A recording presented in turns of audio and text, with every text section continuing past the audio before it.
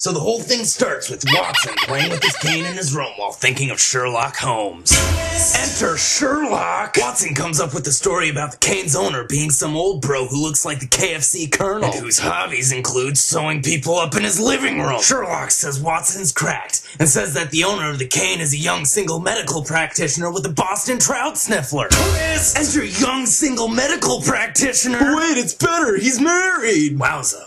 Thanks, Arthur Conan Doyle, for that personal tidbit of irrelevance. So anyways, this putt's name is Mortimer, and he came all the way to London to throw away scientific logic and tell a fairy tale to two grown men. Oh yay, a fictional history story within a fictional history story. Thanks, Chief. Lawrence's story focuses on the Baskerville bloodline, and more specifically a bro named Hugo. Hugo Baskerville was a brawny son of a gun who partied with his bros and committed modern felonies and debauchery. But this sex-crazed bachelor started shopping at the Lady Mart and found a smoking hot farmer's daughter who knew how to work a plow. So like any ladies' man, he kidnaps her and binds her up in his room while he and his crew tear it up downstairs. But this dumb broad gets it in her head to run. Bad idea. Hugo makes another rational decision and seals a deal with Satan to catch her. Hugo and his broskies run her down on horseback, and Hugo, being the super alpha male of the group, splits up to remain edgy. But when his pals find him, Satan's lapdog is using his neck as a chew toy.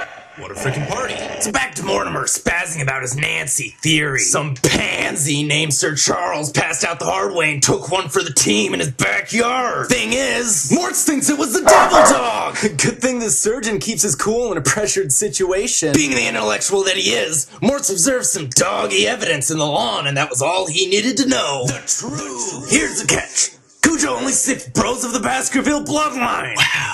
What a mouthful. And there just happens to be one lucky duck left. Sir Henry. Who tries to sneak in but can't get past Sherlock's spidey senses. What a frickin' idiot. So right off the bat, he starts telling Holmes about his Sunday afternoon. Apparently he had some spooky things happen to him. Like his boot mysteriously vanished. And then mysteriously reappeared. Sounds like my ex-girlfriend. He also received a letter.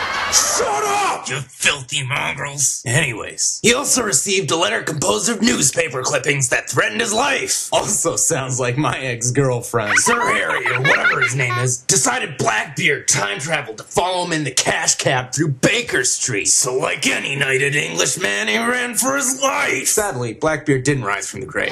And the stalker was some hand-back butler with no self-esteem. So Holmes barks to his dog, Watson, to sniff around Baskerville, chase his tail until he finds the ruffian. So Sherlock can hound around in London for business. Did you see the dog puns?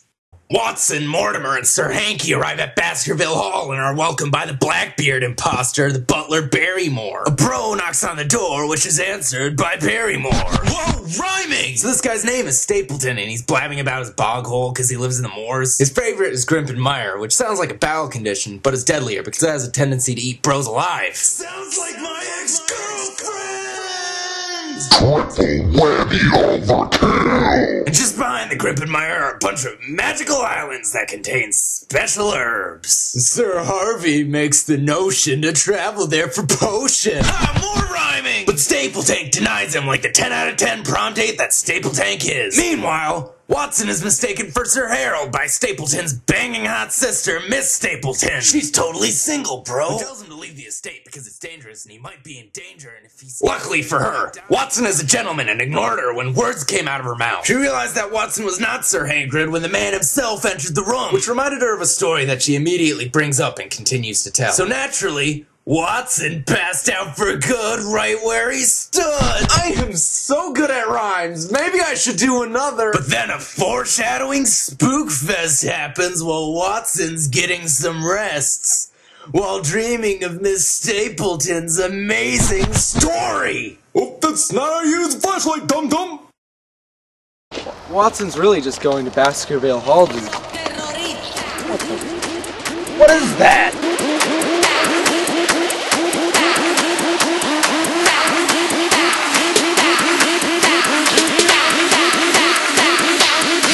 The Harlem Shake.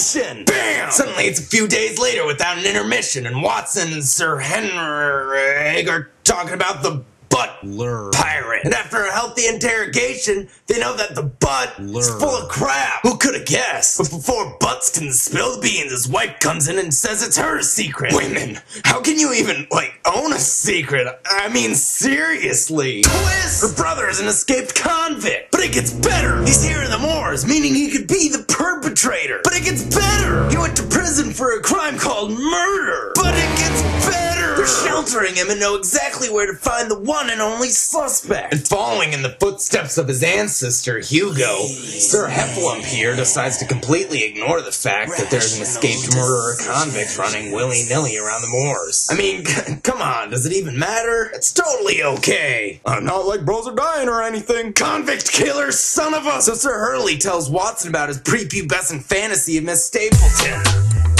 What a whom! Am I right, bro?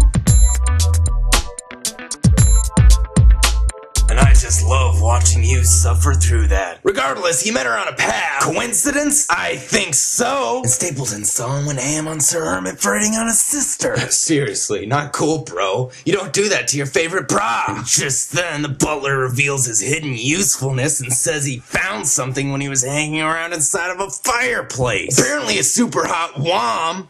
You thought you'd see me cross-dress again, didn't you? Named Laura Lyons. Bam! Gotcha! Asked Sir Charles. Remember the dead guy from the beginning? Yeah, that guy. So she asked Sir Charles for a midnight makeout session by his gate. So Watson, the go-getter that he is, goes and does a double-day interrogative with Lair Lemons. And just like the last whom, Watson laid his detective. Moves on, she releases all her secrets. She asked Sir Charles to meet her so she could ask for money. I honestly don't have a joke for this. But she didn't show up because she got the money elsewhere. Hear that, you future gold diggers? Bam! Suddenly Sherlock was there the whole time. Twist! And since he's an overpowered literary device, he already knows everything. Turns out Miss Stapleton's actually taken. Sorry, boys. She's married to her brother, cramming up the what the fuck. He's actually not her brother, though, and it was all a facade. That's a French word. So much for a Star Wars-style plot twist. Then, out of nowhere, twist! Sherlock's super hearing picks up some bro yelling out in the moors. Something's gotta be up, dum-dum. Sherlock and the now rendered unimportant Watson go to investigate. And they find their bro, Sir Helga, chilling face down in the mud. You know, just playing around. Wait a second. The convict must have killed something that starts with an H. But naturally, Sherlock double taps the corpse, and thus reveals the body is the convict. So now the murder's okay, stupid, because it's not the main character. Whew, that was close. I really would have missed Sir Henry. No! So Sherlock and whoever his partner is decide to tell Sir Isn't Dead to take a lonely stroll through the moors. Probably a Watson idea. Twist! Sir dumb enough to walk through the moors gets jumped by Stapleface and his heckhound. But before Sir about to be dead gets his face rearranged by Spook's dog. Ha! Get it? Sherlock moseys over with his pistol and paints a Picasso in the dirt using a dog medium. Bam! He capped him! Flintlock style! Sadly, before Shawshank Redemption gives Stapleton the old slow-motion Hollywood beatdown, Stapleton broke for the Grimpen Mire and was never seen again. But no, seriously, he's probably dead. So everyone heads back to the pub to talk about what happened. Blah, blah, blah. Some deep, meaningful stuff. Come on, come on. Everyone's dumb besides Sherlock. Why is Watson even talking? He couldn't even describe who owned the cane. Or blah, blah, blah. Come on. Learning valuable lessons. All the good ones are taken. Don't be into the wind. Come on. Come on, wrap it up. Okay, finally! But then, Arthur Conan Doyle pulls another twist. Oh my god.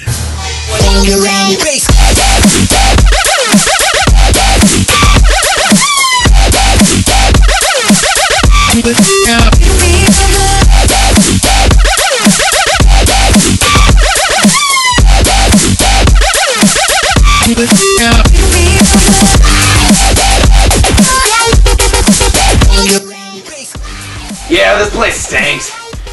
If I was gonna give it a rating between 1 and depressing, I'd probably give it the road. Watson sucked.